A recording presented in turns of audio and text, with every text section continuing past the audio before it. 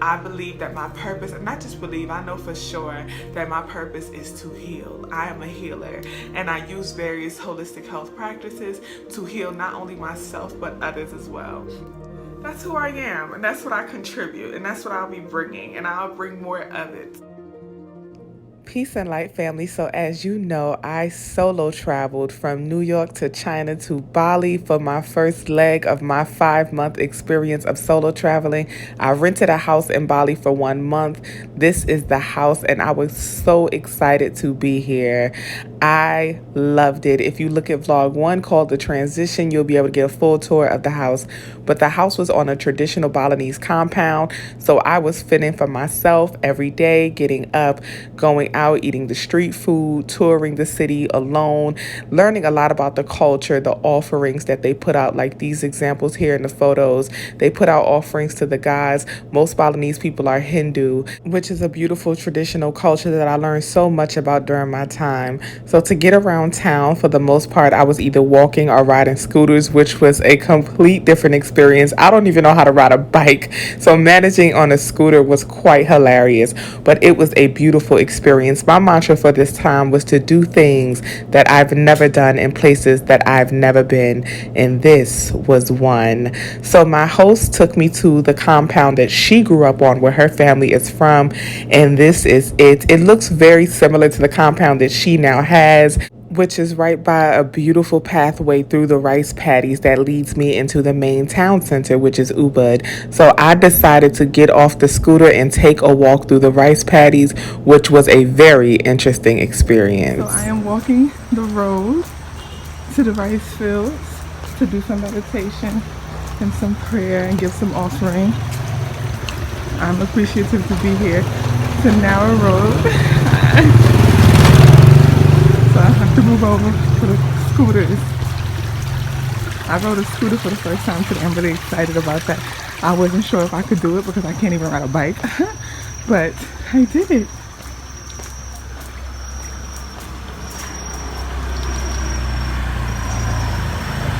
Hello.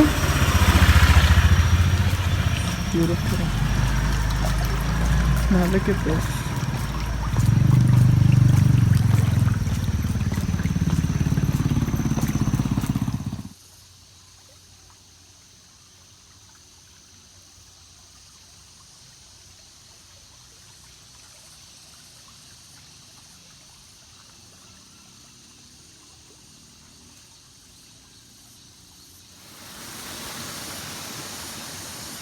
I'm walking through the rice paddies for my morning meditation, and on one side is the rice paddy, which is here, and on the other side is the jungle. Look at that.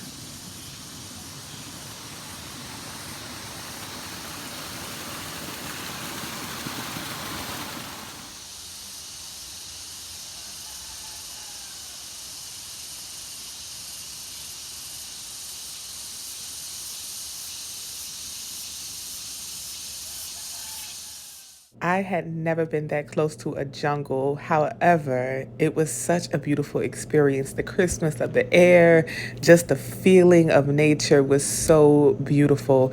Now, the surprising thing is that along the rice paddies are a bunch of businesses. So you have like coffee shops, people selling lessons to different things, and warang. So a warang is the Balinese name for restaurants. And the beautiful thing about the restaurants that are located out at the rice paddies is that you have to follow a path to get out there, and you're literally having dinner in the middle of the rice paddy, which is a beautiful experience.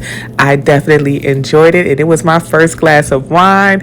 Chill, relax, and enjoy the rest of my day.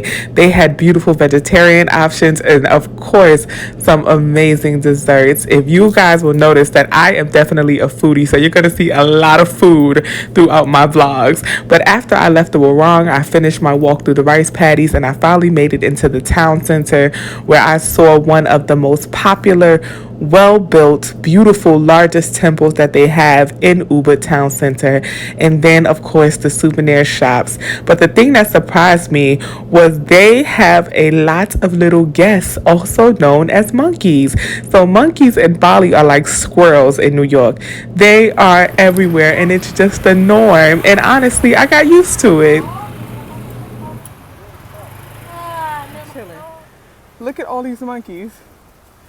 And they cool as fuck. Like, they don't do shit to you. They don't bother you. They just having a good time. So in Bali, they have a lot of these open rivers that are alongside the rice paddies. And a lot of families, as you see here in this video, use them to bathe, to wash clothes, children play in them. And these rivers serve as a great resource for the families in Bali. They also served as a great navigation tool for me. I didn't have great internet access in Bali, but I would use the rivers to help me navigate. And I would follow the flow to know if I'm going in the right direction. I was eventually able to differentiate the town or the area of town I was in by how the river looked and the banks of the river. I could also differentiate them by what was in the rivers, the trees and plants alongside the river. Honestly, as a solo traveler in a place that does not have good internet, I do not speak the language. I had to really learn how to follow my intuition, how to use my different navigation tools like landmarks. For example, this laundromat that was in my village, that was a huge landmark for me. Once again, the different rivers and plants is how I would get around. And I just really took my time learning the land, walking around during the daytime by myself. I would get up about 6, 7 a.m. and just walk, and see what I discovered, see what I found. I got to know people in my community. I built a lot of relationships. So there was a bit of a trust factor there eventually. And this all happened within my first week. I also learned that there are roosters everywhere. But one day as I was walking, I discovered this random ashram, and it's an ashram and resort in one. So Bali is known for having a lot of different ashrams and a lot of resorts. It's a huge tourist area, but this just so happened to be an ashram resort in one, and you can come and you can just chill and hang out there for free. They offer meditation and yoga at very low cost rates. You can use the pool for free. You can also purchase great vegan, vegetarian options, smoothies for very low cost. I say like $1 to $2 sometimes for full meals, fresh fruit smoothies, everything. So I would find myself hanging out at this place until about sunset before going back home to my village, going to sleep, waking up, and doing it all again the next day. So my first week in Bali was really just spent learning the lay of the land. When you are a solo traveler, especially as a woman, you want to take your time discovering a place. So my first week was spent learning the community, spending a lot of time at the ashram slash resort, and just really enjoying myself and understanding the space that I was in. I was just, just having a good time and discovering me and taking the time to really unpack what this trip was, what it would mean to me, and having a lot of great food, as you can see. And then I really got to learn what Bali was about. Y'all, I know you lying. Look at this. It's a gecko in my room. It's on the roof. I don't know what, y'all. It's coming down the ceiling.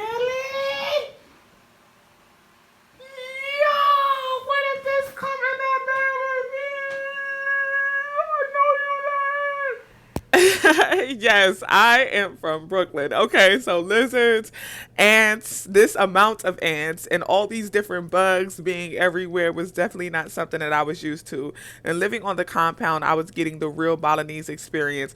So waking up with like ants all over the floor, all over my shoes, was something that it took me a long time to get accustomed to. Okay, I used to, as you can see, go on little stomping rampages. Okay, I thought I was a nature girl, but baby, I quickly learned that I was not. But I didn't allow that to stop me from enjoying the experience. I definitely tried to adjust and become accustomed to it. Waking up every morning to the sound of the roosters coming from behind my house was an amazing feeling. And overall, I just really focused on enjoying my experience. Peace and light, y'all. So I'm recording this video from my bed as I lay here and meditate and contemplate on my trip. So I wanted my first personal vlog video to be like something that was, set in a nice location and like, sit outside in front of the house and, be in the beautiful lighting and all that other good stuff. But Nah, like this is real natural and real, and this is a moment that I feel like is important to document, right? Because I am laying in my bed and it's about 12 in the afternoon. Today is the first day that I've actually gotten to like relax and just lay in the bed from the time I get up to the time I'm going to bed again. Like just spend a whole day in the house just chilling. And not just in the house, but like in the community, in the village. I went through for a walk through the village this morning and like came back. I went to the store and stuff and just talked to some people and learned some more things. And it's just like I'm in such a beautiful moment, y'all. I really am. I'm in such a beautiful space and I couldn't be like happier in this moment, in this time. And I just constantly, like, every time I stop myself and think about how I am, like, truly, like, pros and cons, good and bad included, which I'll discuss some of, like, the pros and cons that I've experienced. But everything aside, like, how do I feel? And y'all, I feel good. I'm good. Like, I really am. I'm truly good. Like, I have my sage and incense next to my bed. I can smell them. Like, this lighting is beautiful. I'm just staring outside, like, out the window that leads out the door, rather, the glass door that leads to my bathroom. But my bathroom has, like, an open space. And I'll, like, insert the video so you can hear the farm on the other side of the bathroom. But it's just gorgeous, y'all. It's really gorgeous. And I'm very grateful that I came and I'm very grateful that I'm doing this journey. And I just cannot express the gratitude enough. So I'm just present right now. And what really made me tough it out was that my Airbnb host, YN, was so amazing. I would often wake up to little surprises from her, like this traditional Balinese meal, fully vegetarian. She would surprise me with all little Balinese snacks, like this here roti or this, it's like what we would consider like a little Debbie cake for them. Hot nuts, homemade hot nuts, like you see here in this video. And then this little corn and rice snack that they enjoy sometimes. And she also would press fresh coconut oil and leave me aloe vera because I suffered from severe sunburn my first couple of weeks in Bali, and she made sure I had everything I need. So I loved her. And what made it even more special was that she would dress me up in traditional Balinese clothes and take me to traditional Balinese events like a wedding. So I was blessed to be able to experience a traditional Balinese wedding. These are young people from YN's community who were getting married. It's traditional in Bali to get married between the ages of 23 and 26. And they were about 23 years old and they were getting married. So this is them entering the venue, which was the compound that YN grew up on. So the entire community gets together and they prepare a space for the couple to be married. They put down offerings that the couple have to cross, and the wedding is very traditional. I have a video on my channel dedicated entirely to the wedding because so much happened there. So you can go and you can watch that video if you want more details about the wedding. But everyone from the elders to the youth came together to support this young couple with their marriage, and it was simply beautiful. This is when I also got to really observe and take in the beauty of the Balinese dress. Their clothes are gorgeous and the fabric is just simply divine, honey, okay? What makes it so unique is that it's like very lacy and sexy almost, and every woman designs her tops and her skirts to fit her body type, which I think is gorgeous. The wedding was very traditional. They performed a lot of traditional acts, and it was a lot of bell ringing and offering givings and things like that, which you'll see here in this video.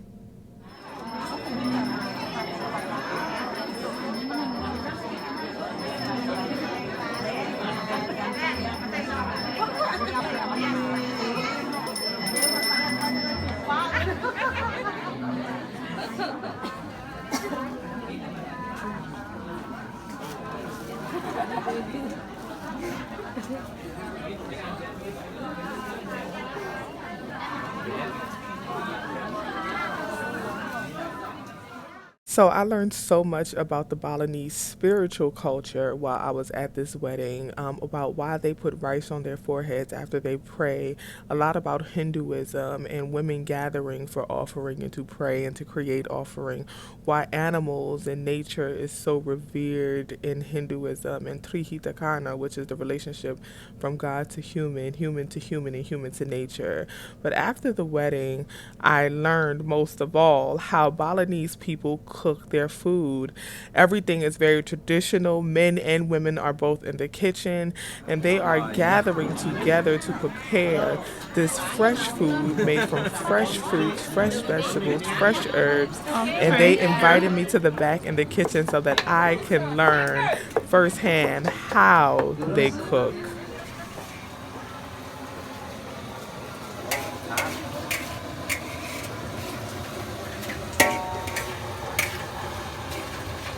Oh, it smells so good. What are you making? What is it? Apa dah na? Apa dah sama lah na? Sauce, chili sauce, Chili sauce. Oh, hot chili sauce. hot chili sauce. Oh, it smells good. This is salsa. Yeah. Ah, the salsa. This is cook helper. Oh, Yeah. I'm Stuart. and you making the noodles, like fried noodles? Yeah. Oh, wow. What's your name? Made. Made? Made was making this fresh chili sauce to go along with some chicken satay that was being prepared in the back. Chili sauce and satay is very traditional in Bali and all homemade.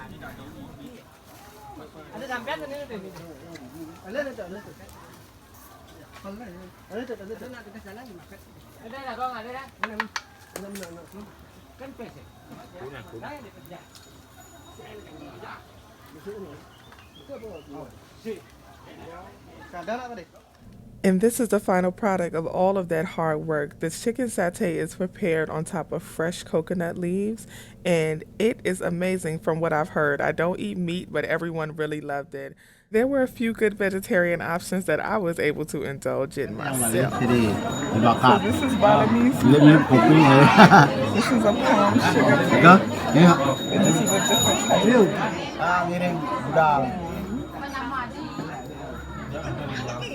type. I'm sorry. Sorry.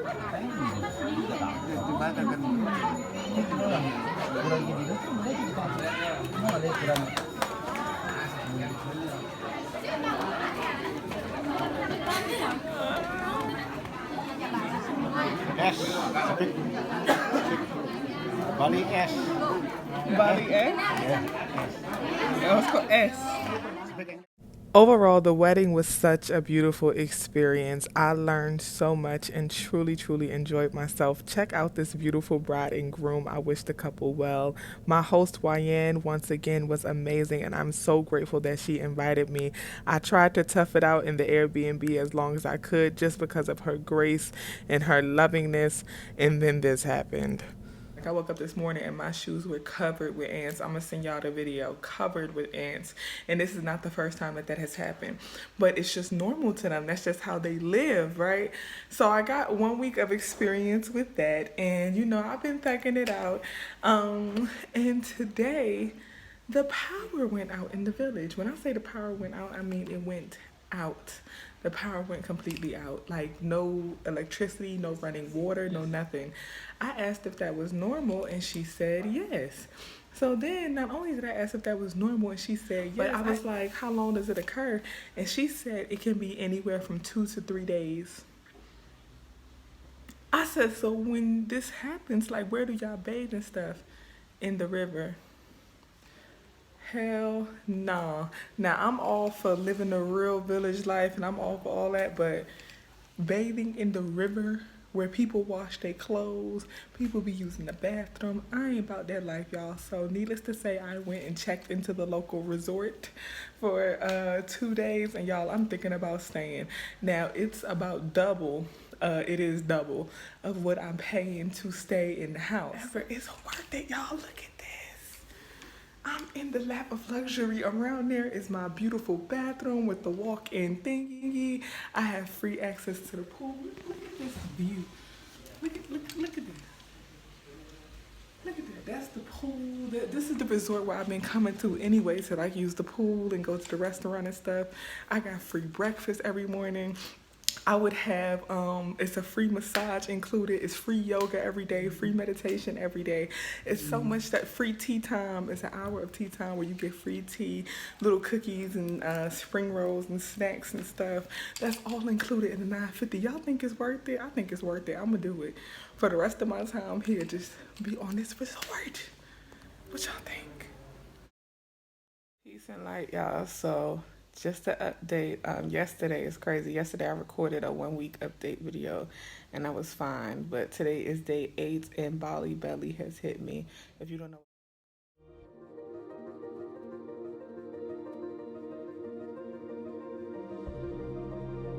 I believe that my purpose, not just believe, I know for sure that my purpose is to heal. I am a healer and I use various holistic health practices to heal not only myself but others as well. That's who I am and that's what I contribute and that's what I'll be bringing and I'll bring more of it.